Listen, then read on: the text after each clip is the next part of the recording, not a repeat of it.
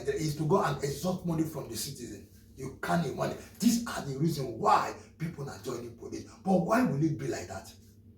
Okay, let's say, look at the way they just came. When they use police officer like this, that's why I say they go to school to become a police or a senior officer in the police.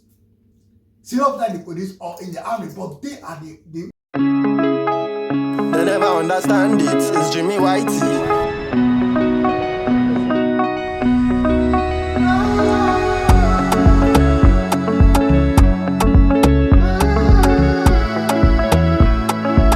To everyone and welcome to Jimmy White TV podcast.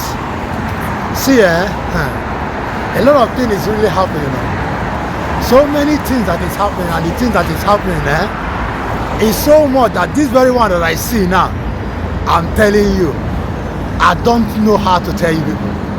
But anyway, like I said to you, that we are in politics, and we are going to see that all the problem that Nigeria is passing through, it must stop. This year, like I said, that 2027 Nigerian vote must count. The citizen, all this arrest and all this thing must stop. So for now, I want us to see what that lawyer said, the lawyer that was arrested, Nnamdi lawyer that was arrested, came out from Kuje court and prison, and they came to address the public. Let's see what they said and how what really happened in that Kuje prison and in that court, and what the judge and what is the government. Are they really going to release Nnamdi with all this fighting? I will come back after this video. Aloy, please, we would like you to share your experience, considering the fact that we're actually living in denial, thinking you'll be released on the day you were arrested. And what has this experience actually taught you? Well, this experience is traumatic. Speaking honestly, it's traumatic for me. It's traumatic for my colleagues, everybody. If you say it isn't, then you are in denial.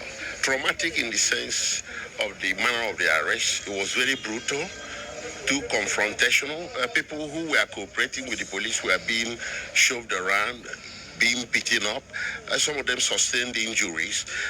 Tear gas canisters were deployed directly at most of us. Two had impact on me. And in fact, if we didn't have strong lungs, some of us would have given up the ghost on the spot.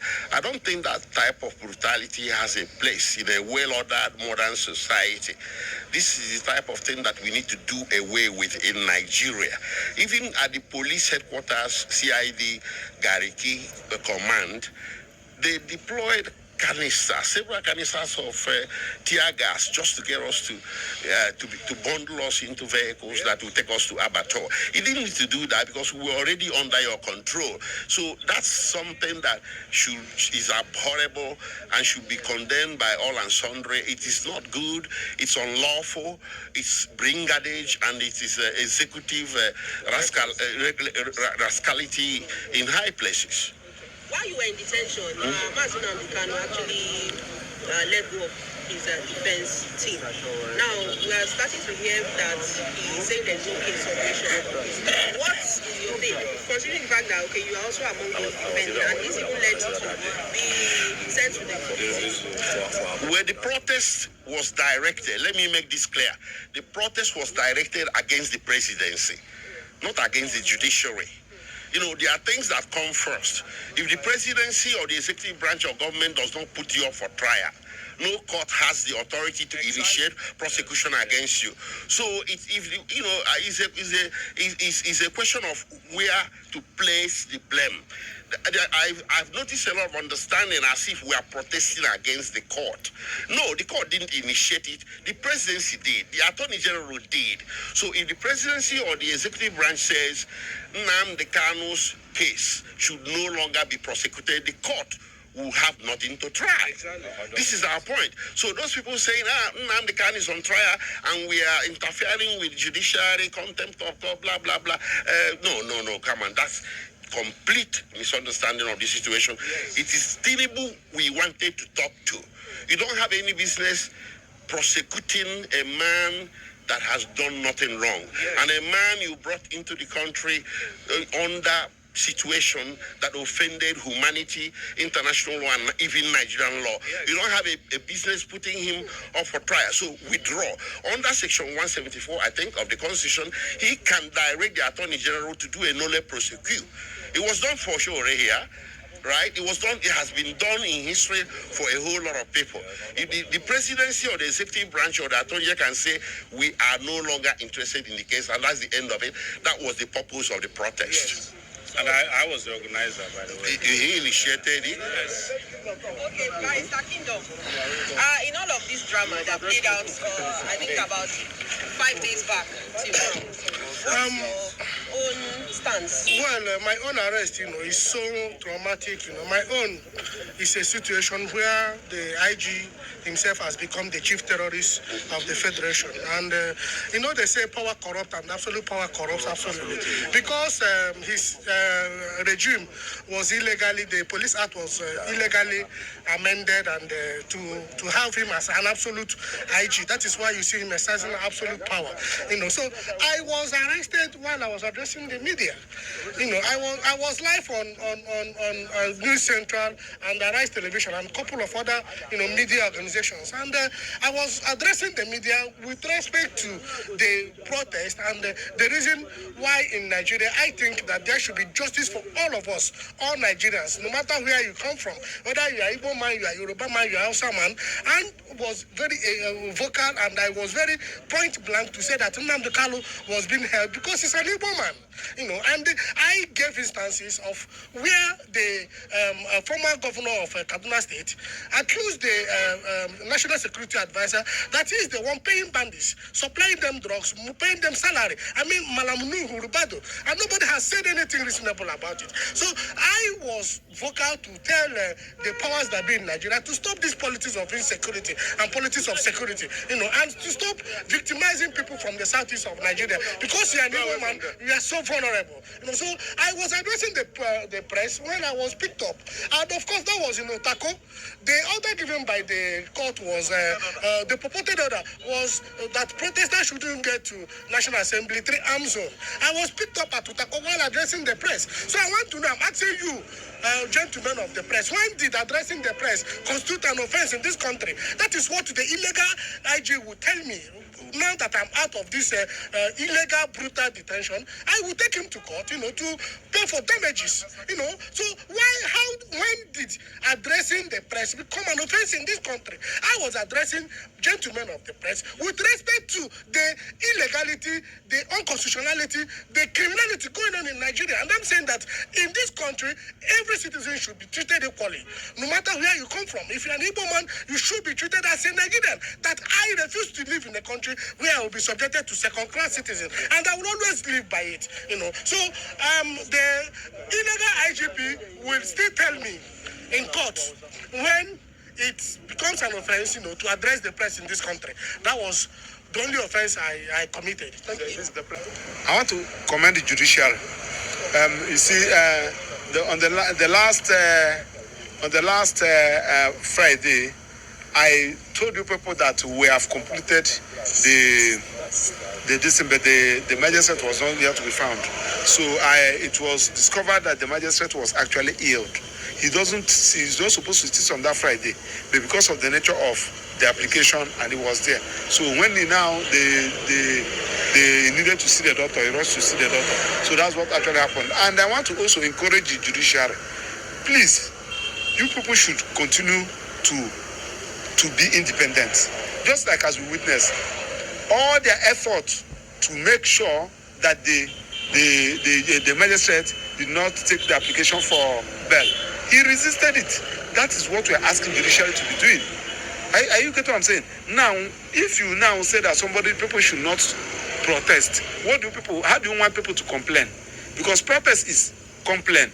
And when people are protesting, I continue to say it, they are helping the government. When people are protesting, they are helping the government. It is helping the government to know that this is what we are supposed to do that we are not doing.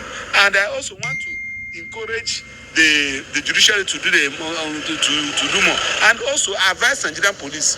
Please, men, officers and men, most of police officers today are dying. Their children are useless because of what they committed when they're in active service. Don't allow people to be laying curses on you.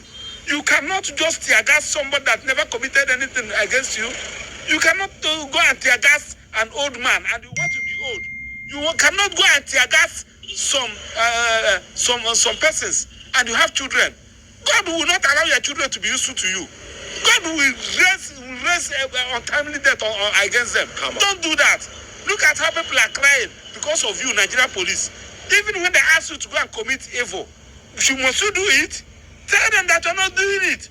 Even if when they ask you to do it, when they say go and throw the tear gas, can't you say no?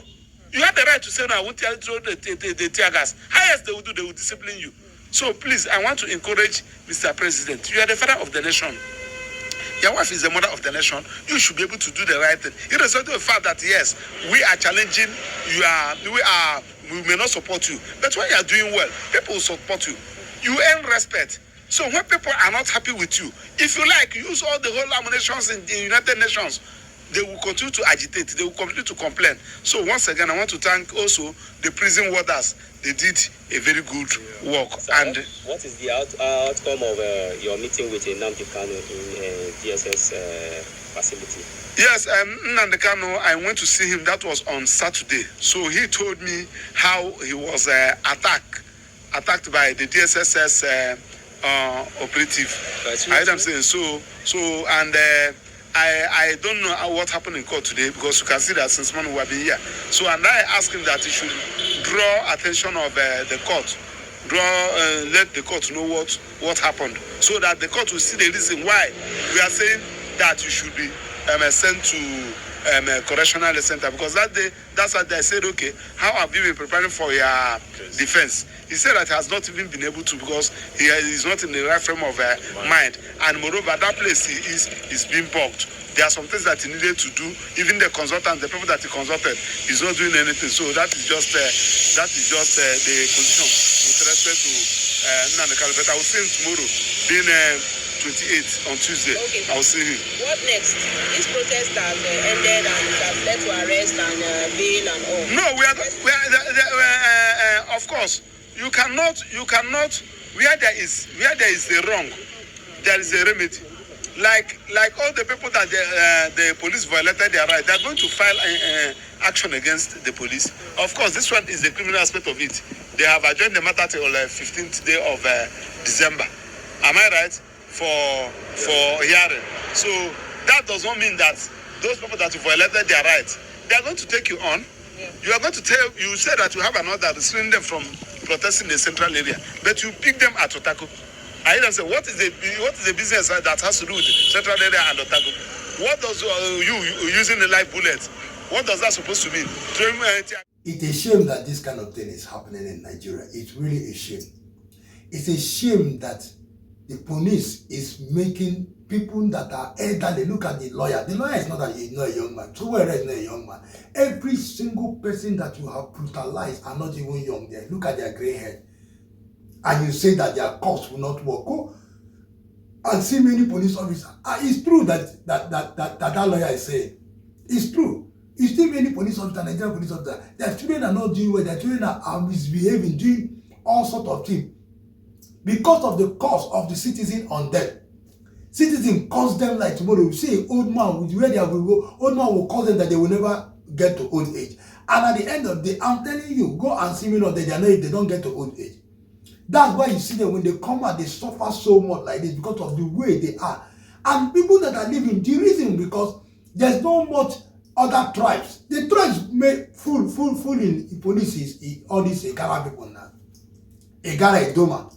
All those people, Ogara Idoma, Yoruba is not too much there now. The people that are full of police is Gara Idoma. That's why you see the Gara Idoma, they are the one. I don't know why they don't have any other job in their country, in their states, America. Igara Idoma, all of them, all those people, they are full. Kogi people, they are full in police, and if you see, they are the ones spoiling police. That's why, whether it is there any way they can stop Kogi not to even be in police, so drive all the whole Kogi, all the whole Ikara, all of them, drive all of them out of police force and leave only Yoruba and Igbo and the rest of them. True. Because they are the one, they themselves, They are the one that are spoiling. Look at it's Kongiman and Gegara. All of them, chief of this, chief of the, all of them, police. When they abuse police officer like this, that's why I say they go to school to become a police or a senior officer in the police. Senior officer in the police or in the army, but they are when they come to police, Kongi, they own the police. That's why you see many of the officers, all of them there, and they are not behaving well. On the road, go and meet them everywhere. It's Kongi now. Talk. I have a Kongi. Everywhere you see them. Limited Yoruba, limited Igbo, all of them inside that place.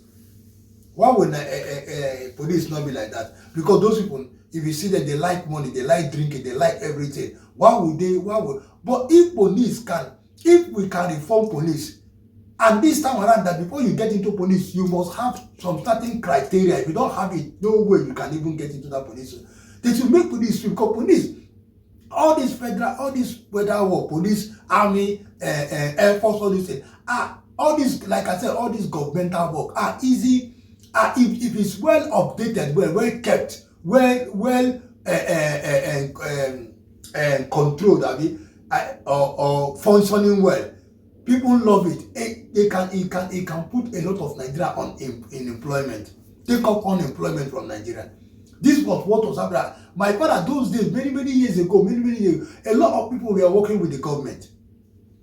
Go and check from 1960 downward. A lot of people were working. Well, is it not government company that it was first? Is there any other company that came that day? It was government company. So a lot of people were working with the government.